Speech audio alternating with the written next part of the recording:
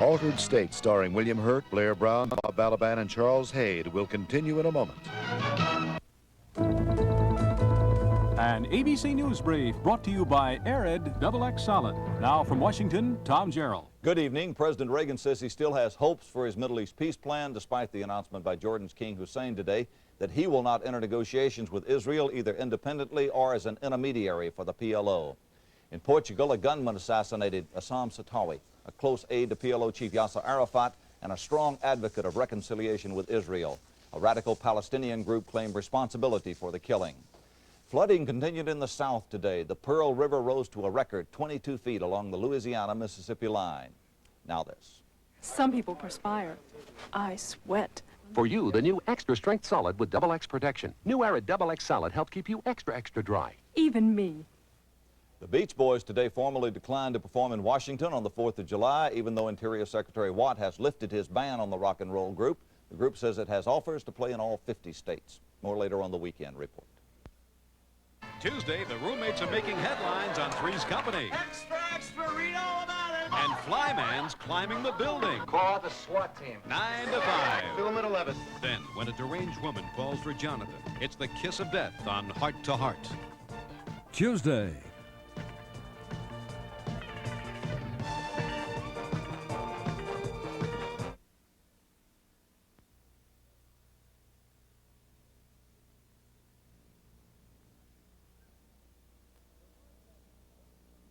There weren't that many birdies on the day. Craig Stadler got one of them on the 13th. Stadler finished the day tied for the lead at 6 under. Ray Floyd is the man who shares the top spot after 3 rounds. Floyd's iron play, especially on the par 3s, helped get him a share of the lead. Keith Fergus is 3 strokes behind the leaders. He missed a chance for a birdie on the 13th. Fergus finished the 3rd round with a 74, 2 over. Seve Ballesteros was among those who failed to save a stroke at 13. At one point, the former Masters winner was tied for the lead. Now he's a stroke back. Young Jody Mudd is 2 shots off the pace. A birdie on 15 would have been a big help. He's tied with 2-time Masters winner Tom Watson. This is Tom McDonald reporting.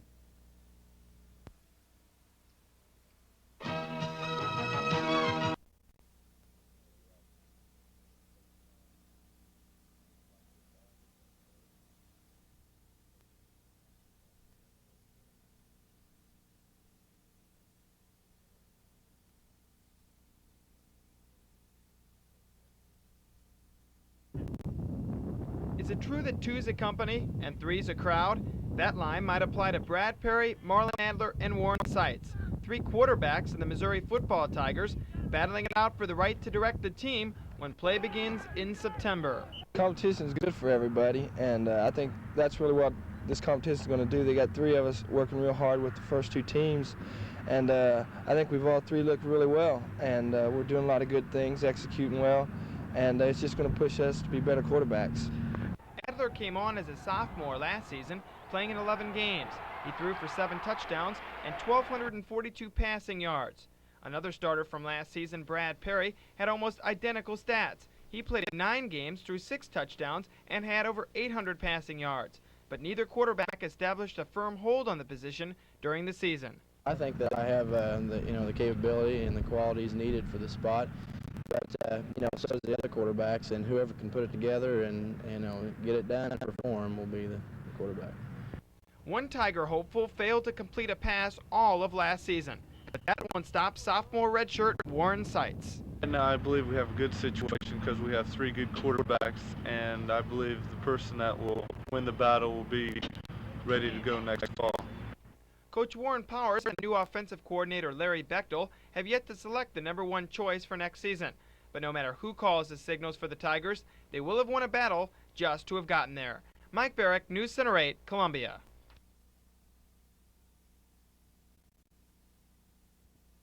At over 800 passing yards, but neither quarterback established a firm hold on the position during last season.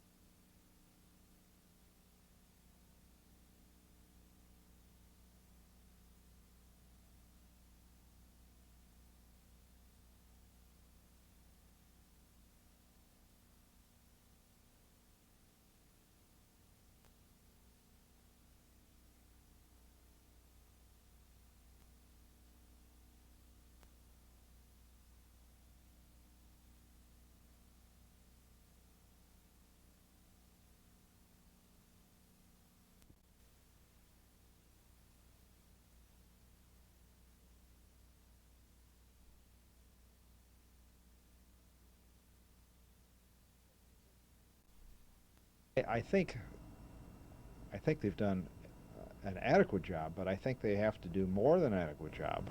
They need more staff. They need more funds. There's no doubt about it, and they have to get about the problem of establishing and licensing disposal facilities. Now, they can't necessarily initiate those, but I think they have to make sure that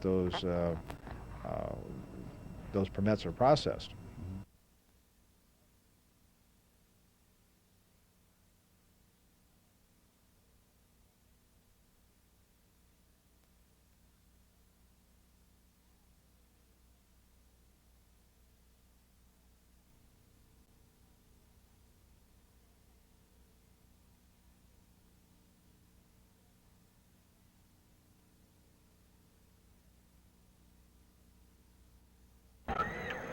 John Sundvold and Steve Stepanovich.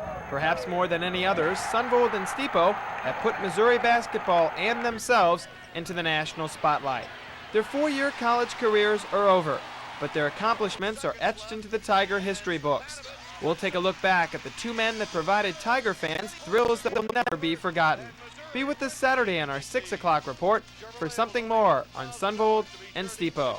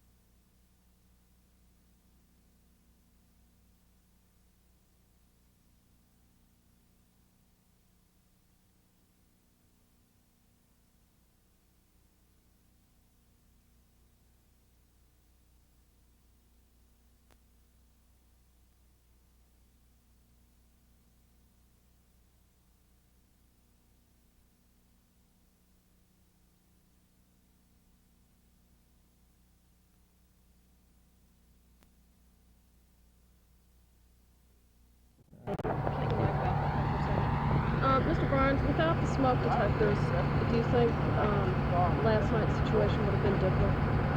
Yes, because it was late at night and people were asleep, and that fire was spread by an accelerant, and that's a fast-moving fire, and lives could have been lost, definitely. But the smoke detectors picked up the first sign of combustion. The very first sign was sometimes where you can't even smell or see the smoke. The smoke detector senses it because of the ionization chamber. Smoke detectors save lives, and I wish that every person that lives in the house. Okay. Now, again, I can see they're really working you hard these practices. Yeah, it's not too hard today though, because we're gonna go travel to Washington tonight, and but he has been working really hard with us before. Okay, can I ask something? A lot of people just really love the way you skate. Where'd you learn to skate, and tell me a little bit about that. I am from Sweden, and I think you skate more there when you grow up, you know. Like it's bigger ice surfaces, you have to be skating all the time, you know. So I think it's something you learn from the beginning when you start skating. You're gonna skate a lot, that's just the only thing. Jorgen, what do you think so far the Blues season this season? We haven't been doing that well with that everybody hoped and thought that we should do, but if we're winning a couple of games in a row, I think we start loosening up a little bit. All the guys are tight now, you know, and a little frustrated, but if we get a couple of wins, we got to do well, I think. How would you, I know not taking maybe just the way the season's gone so far, but overall, how would you assess the Blues? I think we have many very good hockey players. I think we're a good team, and I think we should not end up first in our division. But Minnesota's playing really well now, and it's going to be tough. Even Chicago has a good team, so. As I said, if you get a couple of wins together, we're going to be good, I think. Okay, got it. All right, thanks a lot. I really appreciate it. Perry, can you just tell me a little bit about your assessment of the Blues so far this year? Well, I think we've had a couple of bright lights, and then we've had a lot of dim ones as of late. Come out of training camp with the attitude's good, and it was good then, and it still is now. Just a matter of turning things around, but. When we come out of training camp, things were going well. The guys were playing really intense, and we played a lot of the so-called easier teams in the start, and we should have got off to a better start. Our record doesn't show the kind of hockey club we are, and I think that to turn this thing around, we're going to have to go and play some good hockey clubs and get the intensity level back up and play that good competition and get us going. And we know what we're going to have to do every night. So I think that. Maybe we come home, we got a little relaxed, and we slipped behind. We're behind the 8 ball a little bit now, and then we have to just kind of trying to get out there and turn it around. It's we've had a bunch of new faces in, and again, when you have new faces, when you have the people turn over, you have to learn how to play with them. It's not instinct. You don't know what they're going to do. It's something that has to come by playing with each other. And like I say, we've had a bunch of new faces, and it takes a little while. So we can say that, but. When it comes right down to it, what we have to do is just go to work every night and be ready to play, and we'll come out on top, because I think the talent's here. It's just a matter of putting it together. Right now, the team feels a little uptight, so the thing we're going to have to do is relax and go out and play a good hard hockey. What we're doing is we're hesitating. We're not moving in. We're not taking the man out of the play. We're not moving the puck quick enough. And when we start to do that, and we do it as a reaction instead of a thinking process, then I think we're going to start to play better hockey. Okay, one personal question. You are one of the few players, or one of the several players in the league that combine, I think, a lot of aggressiveness, and you can put the puck in the net. What's the reason for the success? Oh, I don't know. I think that, I'm fortunate that I'm big enough to be able to play that way, and I'm, lucky enough to have, a fair bit of talent. I think that a lot of it has to do with when you do play aggressive, you get just a little bit of room that you maybe need to put the puck in the net, and it gives you a little bit more time. And I think that I'm lucky that I can skate relatively well for a guy over 200 pounds. So, I think with those things, I'm fortunate. There's a lot of guys that, are a lot better at putting the puck in the net, a lot more aggressive. It's, I don't know. like I said, I feel lucky to be able to combine both. I'm not one of the greatest by any means. There's a lot of guys that are a lot better than me in both sides of the fence. I feel lucky to have what I do. Okay. Jim, I know you've been up and down a little bit so far this year, but can you tell me what your assessment is of the Blues from what you've seen? Well, from this point, I just think that we had a good start in training camp, and we had a good hard training camp. And at the beginning of the season, I think maybe we were a little tired, and the other teams have been up. And we played some pretty tough teams to start, so you can't judge a season by 15 games, 10 games. It's impossible. Right. Okay. Tell me a little bit about the Blues' defense this year from what you've seen. Well, I've been with the guys for 2 years now, and we have a big defense. Sometimes we tend not to be physical enough, and that's my job. I'm here to be physical, and we move the puck well. Some of us are offensive, some of us are defensive, and I just think that the defense has improved from last year. Just looking at the goals against at this point this year and this point last year. Okay. I know you are an aggressive type defenseman, and something I know the Blues do need. Your style of play I think fits the Blues pretty well. Yeah, well, I played that way in junior. I had over 1,000 minutes and penalties in 4 years. And when I came here, that's what they told me to do, and I played last year like that here, and they were happy. And this year I just came, and they made a trade for Rob Ramage, and I think they decided to go with the veterans at first because I'm 20 years old, and Rick Wilson's 20 years old. And we're going to make a lot more mistakes, at 20 than say a guy 28 or 29. So they'll bring us along slowly, but we're here to do a job, and whatever job we do, we have to do it well. Okay. Coach, your assessment so far of the Blues play? Well, we are a game below 500, and we would like to be, of course, a little over that. Unfortunately, at this point, we've had a lot of injuries over our first dozen games, and we've really never had our team together we planned on having. However, I think that there's certain things we can do better, and we've got to hope that some of the injured will be back. One thing that we're very pleased with is production of our power play. We're third best overall in the league, and at this point in time, we've scored 16 goals, which is very good. That's average. Chuck a little something on the Pirates here. We might do. Now, I'm going to be around.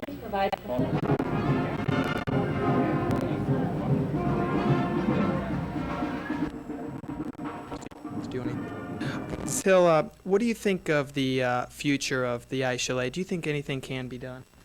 Well, the building's sitting there, and Columbia needs the facility. A town this size could certainly support ice activities. There was never a problem with the number of people that that participated in ice programs. It was just that it was so much building for just ice activities. There's so much room out there that we envisioned all sorts of organizations and other activities going on that different groups needed the room. And I think that that's was one of the problems of just trying to make it an ice facility without adding some other activities. Okay. Why are you so favorable to bringing Ice Chalet here?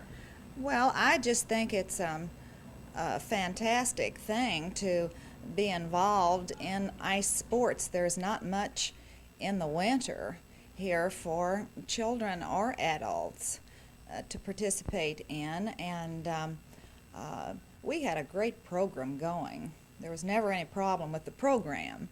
It was just that we felt from the beginning the management was not the best, and several ingredients lacking for it to be successful. What kind of things would have to be done to make money on such a project? Well, it's hard to say because I haven't been into it for a couple of years, but I still believe that it could be successful if it were run by the city, where it could be eligible for tax breaks and some help from utilities and this sort of thing, and to use this space that we read about in the papers constantly that the senior citizens need space, and so many programs that have not been able to add children to their programs because of the space, and it's sitting out there. And it's been a bargain for a long time. It might really be a bargain now. Okay. Let me just stop this quickly. What advantages do you see in Columbia of restoring such a facility? Well, in the first place, we'd have an ice rink. We always had lots of support from the university. And I'm just strictly interested in the ice activities there. Okay. Would Columbia citizens be willing to pay for something, say just an ice facility or a recreation facility? They voted against it one time, but do you think they might be willing to vote for it another time? That's hard to say. I think when we voted on it a couple of years ago, the package was so big. It was a fantastic package, but it just came on a little strong with all the water activities that they had planned, and it was just too much money for them to think about at that time. I think that it would have to include something, however, other than ice, for most of the citizens to be interested in it. Okay. Just like to know if you think something realistically could be done. Well, it's there and it's available, and I think that there's a lot that could be done with it. Such as? The activities that I mentioned before, the lack of room in Columbia for these. The recreation department always has such successful programs that they get so successful they have to turn people away. And there are plenty of recreational spots here in central Missouri, but there is one winter recreation people here can't enjoy. That's ice skating and the sports associated with it. Mike Barrick is here tonight with a Something More piece on the lack of an ice skating rink here in Columbia. That's right, John. Columbia's Ice Chalet closed in 1981, and efforts to restore the building have been futile. However, there are many who would like to see the ice put back down and the lights turned on. For years, and I feel like that we did just about all we could to get people interested in it the last go-around. I still am sad to go by and see that beautiful building sitting there with the ice rink inside, and our people that are interested not having a place to go. That's great.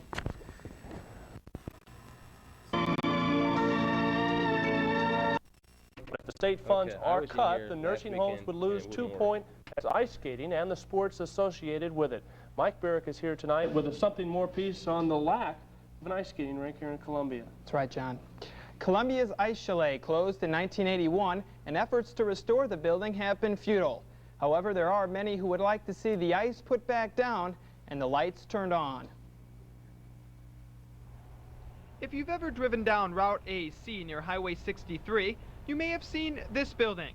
It's the Columbia Center, commonly known as the Ice Chalet. It was one of Mid-Missouri's largest recreation complexes. Building is already built.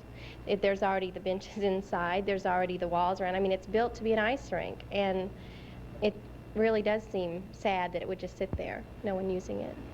The year was 1978. Charlie Daniels and other performers such as Vassar Clemens were in Columbia and performed before boisterous crowds at the Ice Chalet.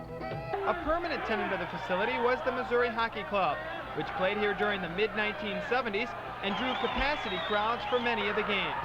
And during the rink's tenure, large groups of Columbia residents and university students used the facility for skating lessons and recreation.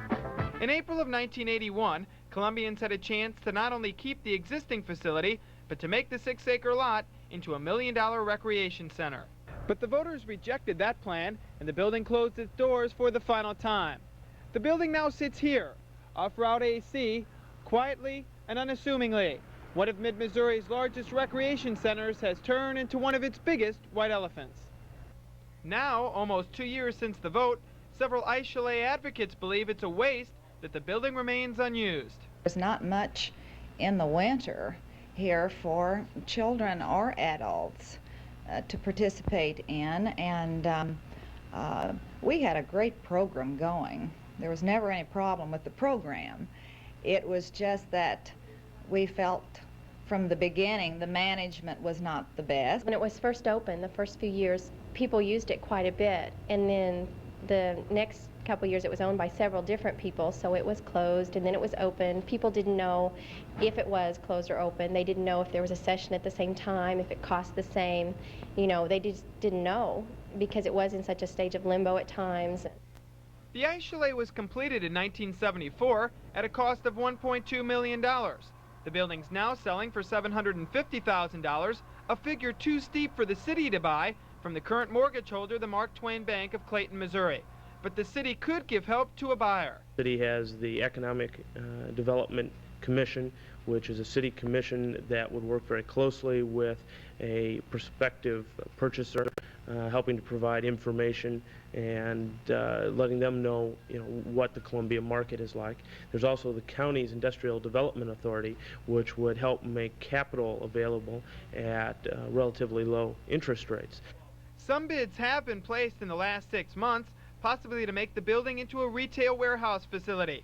Several city leaders believe the investment for ice activities would be useless, even though space for recreation is needed, especially during the winter months. You've got to look at things like location, what would it cost you to make it usable for different activities, what's the operating costs of a building. Those with the increasing cost of utilities and that kind of thing are very, very serious considerations that you have to look at, not just short-term costs but long-term costs. So all those kinds of things have to be taken into consideration, not just the fact that an empty building sitting somewhere, wouldn't it be great if we could use it for this, that, or the other. While the building does have some definite cost and reconstruction considerations, there are many potential uses for the building, including indoor soccer, boxing, wrestling, gymnastics, and jogging, not to mention events such as concerts and business meetings. The success of an outdoor rink in Jefferson City shows what can be done even in a short period during the winter. The rink is only open for 4 months, but maintains a large and steady group of users. I think it means a tremendous amount to this community. It's surprising how many people do take advantage of it through this lesson program and through just general use. A Mark Twain Bank spokesman says there are some prospective buyers, but would not say how close the building is to being sold. Do you think that sometime in the future you will see an ice skating rink in Columbia? I think so. I think it would be great. If Rudder is right, Columbians may see white ice in their white elephant sometime in the future. Mike Barrick, News Center 8, Columbia. There are a couple of additional items. The Mark Twain Bank has sold some of the ice materials, including the compressor, the Zamboni machine for cleaning the ice, and the ice hockey boards, which overall would make it very difficult to make the facility into ice once again. Also, some of the people I talked to said they'd really like to see the building used for indoor soccer based on the recent popularity of the sport. So while there have been some offers for the building, it still remains unsold. Mike, thank you for that report. Well, children like to play with traditional toys like trains and dolls, and later on News Center 8, we'll show you that an affection for trains shows no age barrier. Okay, I know you mentioned the fact that maybe it's not publicly desired to have the ice chalet, though a lot of people say, well, I'd like to use it for some recreation in the winter. There's not much recreation here in Columbia during the winter. We'd like ice skating, public broomball games like they have in Jefferson City, recreation in the winter. Your thoughts on that? Well, I do believe that there are some uses for that building that a private concern might look at. You've mentioned a few. I think an indoor soccer rink is becoming more and more popular and would provide some wintertime recreation. One thing that we need to remember, however, is that during quite a bit of the winter months, December, especially early January, a lot of the city's population is gone, especially the folks that might use that kind of facility. When school is not in session, it would be harder to make that type of building profitable. Do you think even for adults and even the general population, not just talking students, but the general population, children in Columbia as well as adults for recreation in the winter? Don't you think they could get some good use out of it? Well, sure, I think they could. The question, though, still remains, is it the city who should go in and try to put it to use, or a private group? I think that if, first of all, that the community is not in support of the city making that purchase and putting out those large amount of funds. So I think that pretty much precludes the city's involvement from the standpoint of being a purchaser. I think, however, that if a private group, as I say, would come in and purchase it, that they could put it to good recreational use. And I think that there's a good market here in Columbia for things such as you've mentioned, the broom ball, hockey, ice skating, indoor soccer. There's a wide variety of uses. What we just need to find is somebody that can afford to do that. One final question. The vote in April of '81, the percentages say that it was soundly defeated, actually.